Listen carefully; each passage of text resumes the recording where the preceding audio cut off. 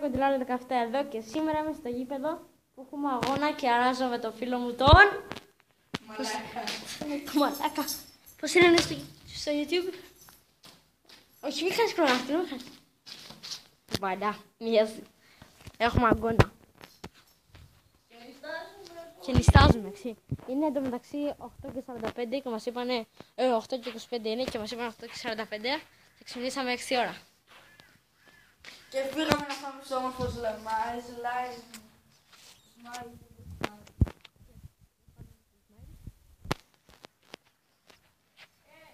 Βάλα αυτό, κάνω πρόβα. Τι είναι αυτό? Προχωράει προς το κέντρο.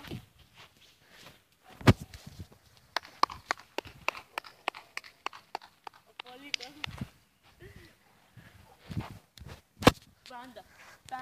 Είμαι top στην Ελλάδα. Τα 0 subs του 24 έχω. Πολλούς. Έχεις πάρα πολλούς, εσύ είσαι μανάρι.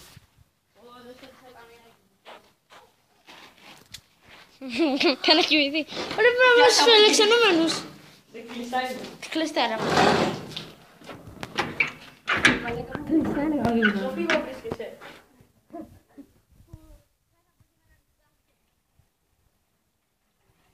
Κάτσε ρε.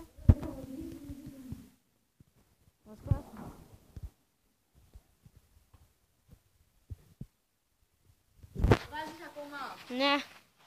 Βλέπεις πώς ξαπλώνεις. Βάει. Φαίνεται. Ναι. Βάει Μιχάλης Κοντούνης, παιδιά. Ο Παύλο Μάρα.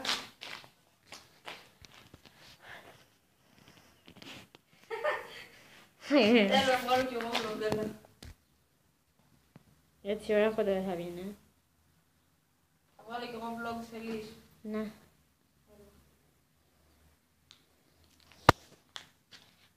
Πόσους subscribers έχεις? 90. Ωραία, το μάναρο.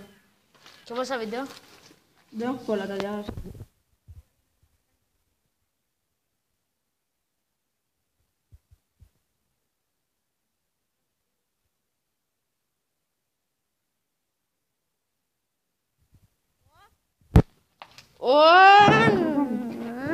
Περίμενε λίγο.